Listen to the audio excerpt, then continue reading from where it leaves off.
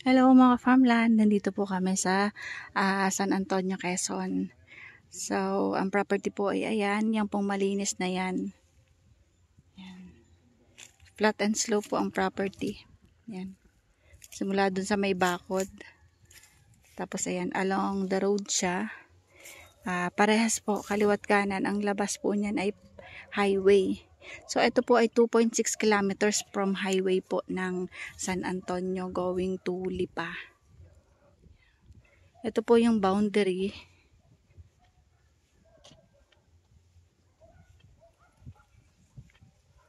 Yan. Basta yung malinis na yan, may bakod naman po. Yung malinis na yan, yan po yung sakop ng property.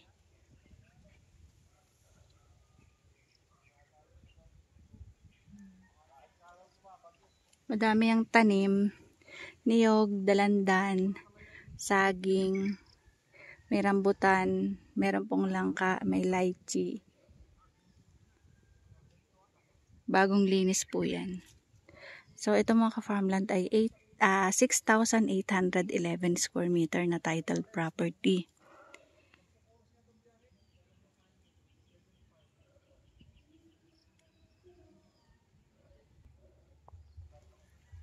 So, tara, pasok tayo dito sa loob ng property.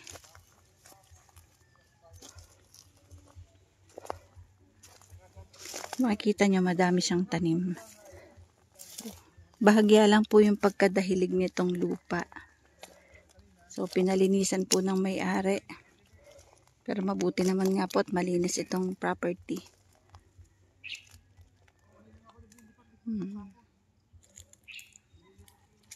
Ito po ay may income kasi gawa ng mga nyog.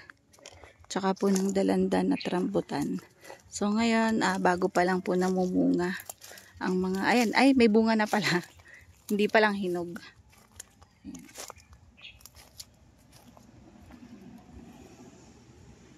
Sa mga rambutan may bunga na din. Ayan po. Ayan yung bakod. May bakod po yung property. Best po para sa retirement kasi malapit din siya sa bayan. Ilang kilometro lang. May linya ng kuryente. Ayan po, may signal ang cellphone at internet connection. Ayan po yung pinaka-boundary, yung bakod. Libot na po ng bakod. So, pag ganun po yung property. Halos pa rectangle siya. Pahaba.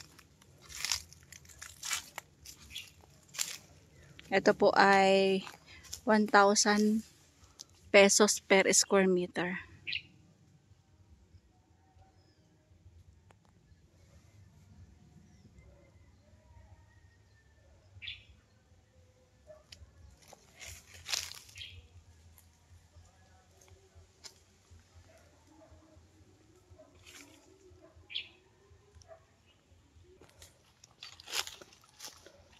Ito po ay mga ilang oras lang po from Manila kasi kagagaling lang namin dito sa kalapit na barangay. 2 hours drive lang po tinakbo nila ma'am from Cavite via Star Tollway po. Ayan po yung kalsada tsaka yung linya ng kuryente. Karamihan po dito, ang source po ng tubig, may mga sarili silang poso or may deep well sila. Basta ang kalsada, ang property ay padiretso papunta doon. So, kagandahan nito malinis. Makikita natin yung mga boundaryhan ng property.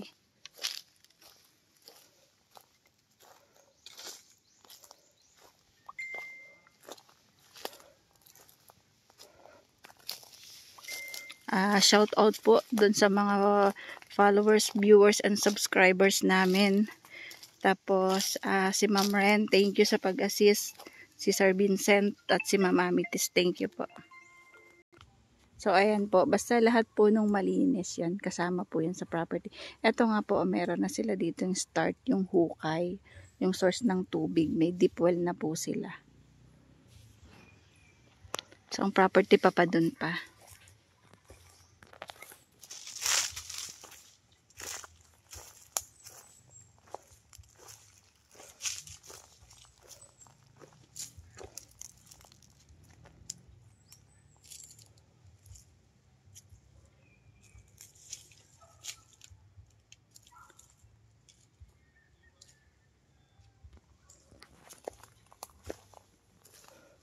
Ang San Antonio, Quezon po ay boundary po ng Padre Garcia tsaka po ng Chaong, Quezon. So malapit lang po ito sa San Pablo. Mga 20 minutes po nasa San Pablo na. More or less po 20 minutes.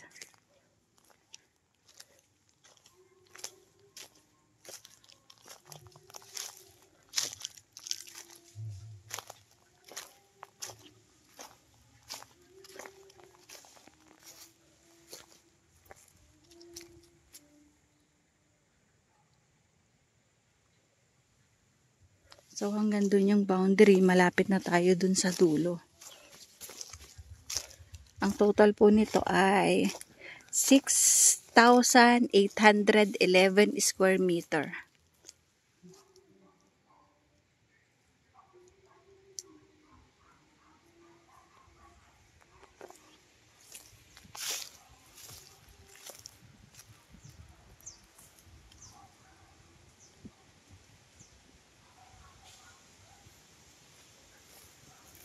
So, kung gusto niyo pong pumunta ng Laia, Batangas, kasi nga po yung isa naming seller, from Laia, Batangas pa siya. So, ang tinakbo lang daw po from doon ay nasa, ano lang, 30 minutes nandito na agad sila.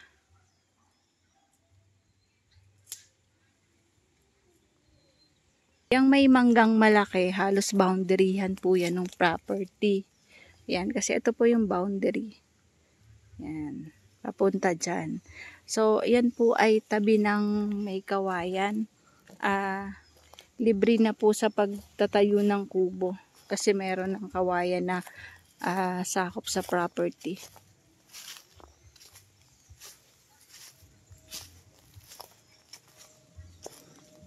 So, kita nyo yung mga boundaryhan kasi po malinis po itong lupa.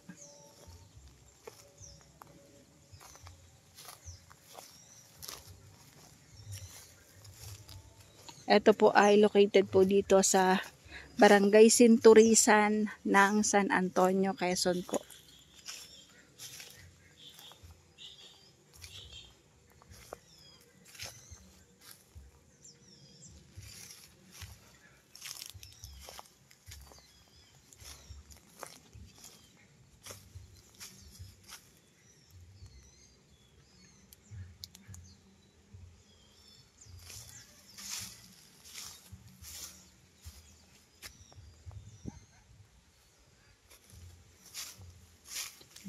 Ayan po yung bakod.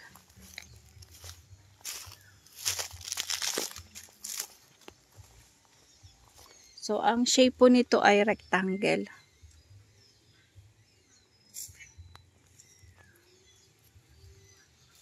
Estimated po nasa 50, more or less po 50 niyog.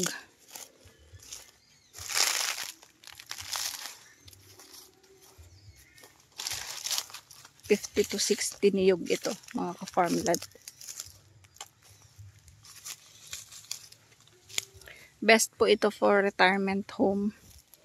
Kasi tabing kalsada, malapit sa bayan, may signal ang cellphone, may linya ng kuryente. So yun po kasi yung pinaka importante. Tsaka po may tubig, may source ng tubig.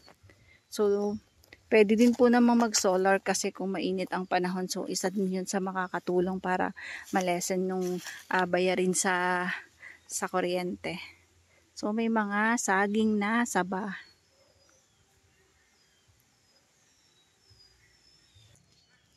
So ayan, galing na kami sa may likod. Nandito kami sa gitnang area. Ang property po ay rectangle. Palabas na kami, papunta na po doon sa pinaka front sa may kalsada. So mga farmland, inuulit ko, ito po ay, ang location ay sa Barangay Sinturisan po ng San Antonio, Quezon. So from Manila, mga 2 hours kasi yung client namin from Cavite, 2 hours drive daw sila via Star Tollway. Then along Barangay Road siya. May signal ang cellphone, may signal ang internet, meron din pong linya ng kuryente at linya ng tubig. Flat and slope na bahagya lang po ang ang property. Madami pong tanim na niyog at saka dalandan. So, ito po ay 6,811 square meter na 1,000 pesos per square meter. Clean title po.